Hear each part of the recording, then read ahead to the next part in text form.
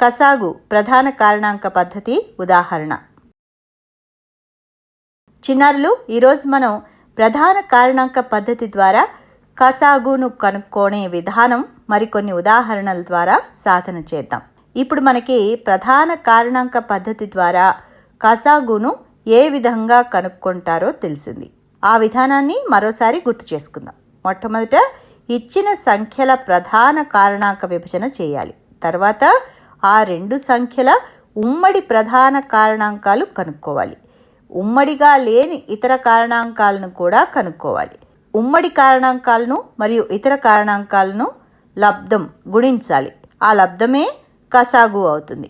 ఇప్పుడు మనం ఇదే విధానంలో అంటే ప్రధాన కారణాంక విభజన ద్వారా 12 మరియు 80ల కసాగు కనుక్కోవడానికి ప్రయత్నిద్దాం.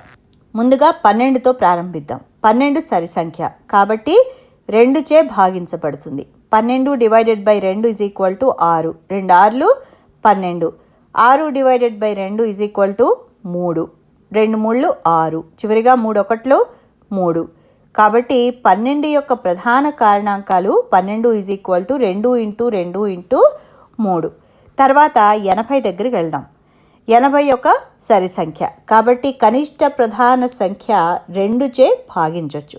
80 divided by 2 is equal to 40. 2 4లు 8 మరియు 2 0లు 0. తర్వాత 40 డివైడెడ్ బై 2. 2 20లు 40.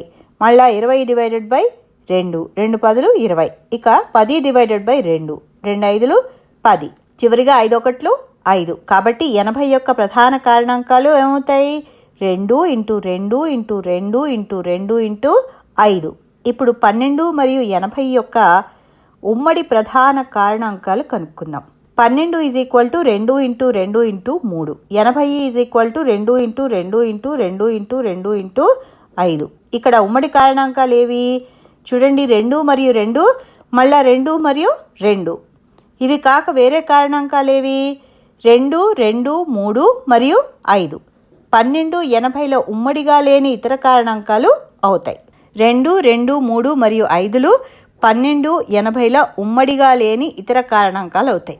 మరి మనం ఏ విధంగా 12 మరియు 80ల కసాగు కనుక్కోగలం?